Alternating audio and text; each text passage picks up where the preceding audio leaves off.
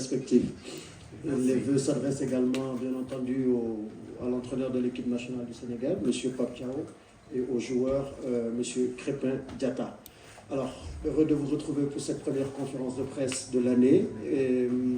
Le principe, il reste le même. On ne change pas les règles, même si on est dans une nouvelle année. Avant de poser une question, vous levez la main, vous déclinez votre identité, le média pour lequel vous travaillez. Ensuite, vous posez votre question. Mais avant de passer au Q&A, et vous me permettrez d'abord de poser la toute première question de l'année à l'entraîneur et aux joueurs. Ensuite, je vous passerai le micro à chacun d'entre vous. Coach, on entre dans le second tour de cette compétition, de match à élimination directe, donc c'est une compétition qui démarre. Comment vous avez préparé cette confrontation contre le Soudan, qui est une équipe que vous connaissez et que vous avez récemment joué également? Bonjour tout le monde. Déjà, meilleurs vœux et bonne heureuse année 2026. Et merci à nous. Comment on compte aborder ce match avec beaucoup de sérieux et de respect pour cette équipe bien organisée et qui sait mettre en difficulté ses adversaires. Donc nous nous préparons, on s'est bien préparé, surtout sur les phases défensives et être très efficace dans les moments clés. C'est qu'il y a une autre compétition qui démarre et c'est des matchs difficiles et on a besoin du mental. On a besoin aussi d'être vraiment efficace s'il y a les opportunités qui se présentent. Vous, les joueurs, à votre niveau également? Une équipe soudanaise que vous connaissez très bien, mais une équipe soudanaise qui n'a pas trop inquiété ses adversaires lors des phases de poule, parce que cette équipe n'a pas marqué de but. Le but qu'ils ont eu, donc, c'était contre son camp, contre la Guinée équatoriale. Est-ce qu'aujourd'hui, cela vous rassure plus davantage, d'autant plus que votre ministre de la Défense ne sera pas là? Merci. Oui, bonjour Soda. Je pense qu'il y a une autre compétition qui commence. Et tout ça, c'est des statistiques. Donc nous, on ne va pas se baser sur ça. On sait qu'on aura en face une équipe très disciplinée, bien organisée, voilà, qu'on connaît, qu'on a déjà joué et qui a montré vraiment des bonnes choses, surtout durant les éliminatoires de la Coupe du Monde, qui a gardé la première place pendant longtemps. Et voilà, et on ne va pas du tout prendre ce match à la légère, surtout comme vous le dites, notre capitaine n'est pas là. Après maintenant, c'est le collectif. On sait qu'il est derrière, il ne sera pas sur le terrain, mais il sera toujours avec nous. Et surtout vu que l'état d'esprit qu'il y a ce groupe et aussi l'homme qu'il est, je pense que... Une question pour Crépin. On va revenir aux joueurs. Ici au milieu.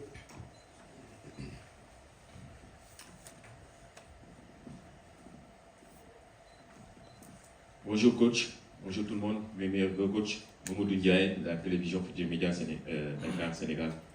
C'est dans le même sillage que ma consoeur, l'absence de Koulibaly vous oblige à recomposer votre charnière défensive.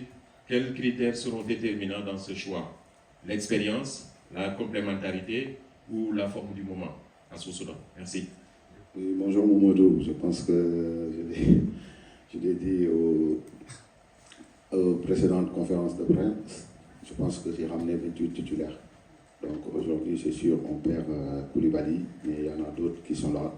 Et on a des joueurs qui peuvent remplacer Koulibaly dans cet effectif, surtout que c'est des joueurs qui ont appris avec lui. Et je pense qu'aujourd'hui, c'est sûr qu'on aimerait qu'il soit là. Mais malheureusement, ce n'est pas le cas. Maintenant, on va faire avec et demain, on verra qui sera avec la paire qui sera dans ce match. Là-bas. Bonjour coach, bonjour, bonne heureuse année à tout le monde. Alors moi j'ai une question. Ma question au coach est liée au match précédent. C'est un petit flashback sur le match que vous avez fait en parlant du match de demain. C'est-à-dire que ce match, vous avez apporté 5 changements pour ce match, le dernier match, qui n'a pas forcément répondu aux attentes. Vous avez eu écho de tout ce qui s'est passé, des critiques, etc. Alors, est-ce que ces changements étaient liés au fait que le coach voulait tourner, voir d'autres joueurs, ou bien c'est lié au fait que le coach est à l'écoute du public, parce qu'on dit souvent Pape n'est pas têtu. Est-ce que c'est parce qu'il a eu la clameur du public qu'il a apporté ces changements, ou alors c'est un besoin de revue d'effectifs? Bon, je savais que cette question allait être arrivée, c'est sûr et certain. Mais après, moi je dirais peut-être que c'est ma façon de manager. Si je pense à quelque chose et quelqu'un me le dit, je fais comme si c'était lui. Donc c'est ça, je pense que c'était... J'ai pensé à tourner. Et donc ça tombait, donc c'est bien. On a eu le même avis, ça veut dire que aussi notre public connaît bien le football. Là-bas derrière au fond. Situation. Est-ce que la hiérarchie autour du tireur est bien définie pour les prochains matchs? Merci. Oui, c'est vrai, Ibrahima. Un bonjour déjà. Et je pense que les tireurs étaient déjà sortis. Donc voilà, après ça tombait que c'était des choses qui peuvent arriver. Après c'est le premier qui se sentait qu'il a pris. Et après j'ai beaucoup aimé, ils ont discuté, ils ont trouvé la raison et aussi ils ont laissé Shérif tirer. Franck. Oui. Merci.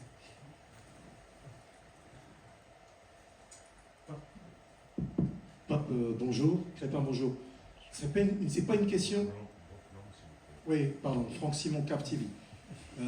Ma question n'est pas une question d'ordre sportif. C'est une question de contexte qui concerne votre adversaire. Alors, ou Pape ou Crépin, mais j'aimerais bien entendre Crépin là-dessus. L'équipe du Soudan, c'est une équipe de joueurs en exil, puisque depuis 2 ans et demi, il y a un conflit à l'intérieur du pays. C'est quand même pas simple de jouer comme ça, loin de chez soi, loin de ses familles. Est-ce que vous avez conscience de tout cela, de ce que ça peut représenter pour eux d'être permanemment en exil, de jouer loin de leur base? Et quel regard vous portez sur ça? Le fait d'être une équipe nationale qui porte les couleurs d'un pays, loin de chez elle. Les 2 principaux clubs jouent actuellement dans le championnat rwandais. L'an passé, c'était en Mauritanie. Merci. Alors, c'est le coach qui va répondre à la question. Après, on passera aux joueurs. Merci. Bonjour. Je pense que c'est une question un peu délicate. C'est sûr qu'on aimerait les voir jouer dans leur propre pays. Mais maintenant, les choses sont comme ça. Moi, en tant que coach, je préfère parler tout ce qui est footballistique, tout ce qui est plus sport, que rentrer dans d'autres choses que c'est pas mon domaine du tout. Vous pouvez vous mettre dans leur peau. Le fait de jouer en exil comme ça, c'est pas ça. C'est bon, il a répondu à la question là-bas derrière. Bonjour, l'assistante de RFI. Ma question est pour Crépin. Non, on n'est pas encore passé aux joueurs. Je vous ai bien demandé si c'était le coach. Bon, c'est le moment de partir. Si c'est Crépin, on commencera par Babacar Daoufay. On va aller aux joueurs maintenant.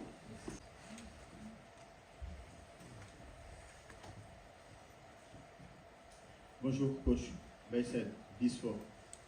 Coach, qu'en est-il de la suspension de Kalidou Koulibaly? Il va rester combien de matchs sans jeu? Oui, bonjour Bali. Je pense qu'il en a pris un. Donc, il sera suspendu juste pour le match de demain. Espérons qu'on va passer et on va continuer la compétition. Là-bas derrière, là-bas. Par ici. Ici. Adja, levez la main, Adja, pour qu'elle vous voie. Bonjour coach, bonjour Crépin, c'est Adja de TS Programme.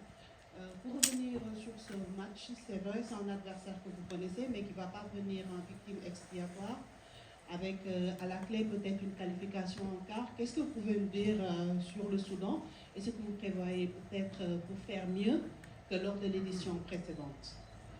Oui, bonjour Adja. Je pense que le Soudan,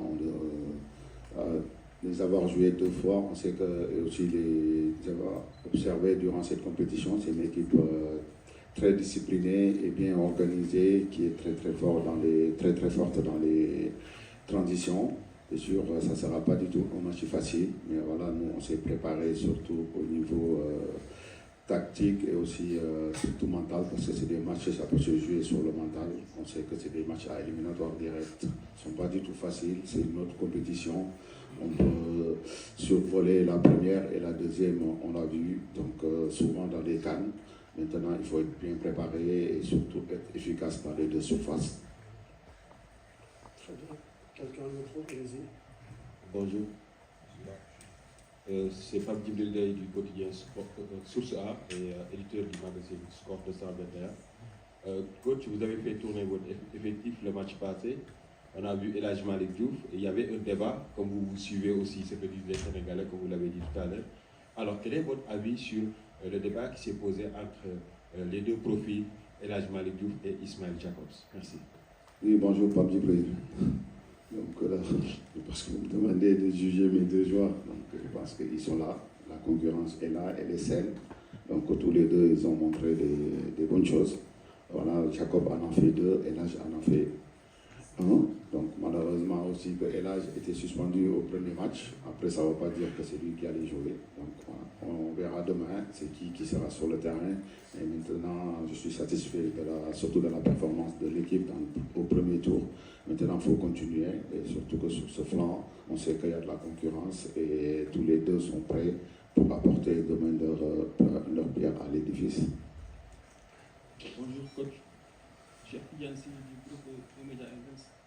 Nous avons lu à travers une certaine presse qu'il y a eu un différend entre vous et la fédération. Je voudrais savoir si ces différends résultent de la publication du 11 de départ à des heures même avant le match. Bonjour. Parfois même je suis surpris de certaines choses, hein. Donc, surtout quand c'est Ifondé. Donc voilà, moi aujourd'hui je ne suis pas dans ces détails. Je suis focus sur la CAN. Et je pense que la plus importante, c'est la CAN et aussi les objectifs. Et voilà, nous on avance et des choses qui sortent comme ça, je ne sais pas d'où ça sort. Voilà, moi, je ne veux même pas en commenter. Quelqu'un au micro? Allez-y.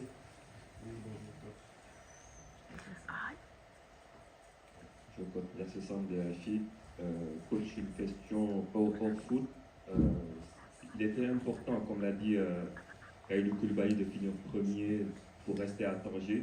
Je voulais savoir, vous, à votre niveau, qu'est-ce qui vous plaît dans cette ville et pourquoi c'était si important de rester dans cette ville? Est-ce que vous avez eu le temps de découvrir la ville de Tanger déjà? Et puis, qu'est-ce que vous en retenez? Oui, bonjour. Oui, moi j'ai découvert Tanger il y a 3 ans déjà. Donc je connaissais, c'est une belle ville, surtout que la population, comme le Maroc, partout en Maroc, voilà, la population a un accueil vraiment extraordinaire. Maintenant, on voulait rester là. Aussi, comme je l'ai dit aussi à la précédente conférence de presse, on ne voulait pas du tout bouger de cette ville. Et aussi, ça fait, comme on est une équipe, on est venu une équipe avec médias sénégalais, nos journalistes sénégalais, on ne voulait pas leur faire déplacer, autant aller de gauche à droite en Maroc. Donc voilà, ils sont bien ici, on est bien ici, et espérons qu'on va continuer ici l'aventure. Alors là, on shift maintenant sur le jeu, faire à la conférence de presse ici.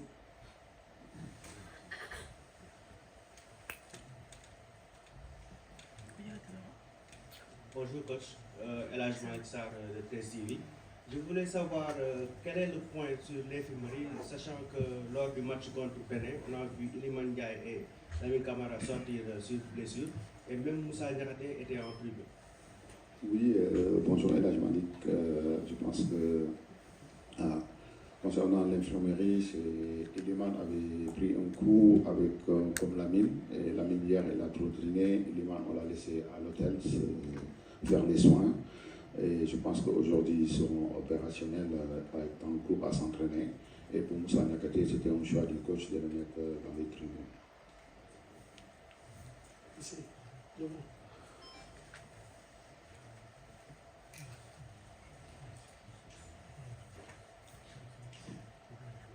Bonjour coach, bonjour Crépin, bonne heureuse année, Malan Sané, Desport TV.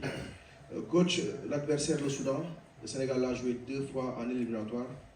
Vous-même, vous étiez en Tanzanie, Ouganda, Kenya pour la commission technique de la CAF en tant que superviseur et que votre homologue Souleymane Diallo qui dirigeait l'équipe locale a joué le Soudan. Souleymane qui est présentement ici pour la CAF en tant que superviseur. Est-ce que vous avez eu à échanger par rapport à cette équipe soudanaise que vous connaissez déjà? Merci. Oui, bonjour Malan. Je pense que vous connaissez mieux que tout le monde que Souleymane. Donc c'est quelqu'un qui est vraiment pragmatique, qui nous a vraiment donné des rapports extraordinaires.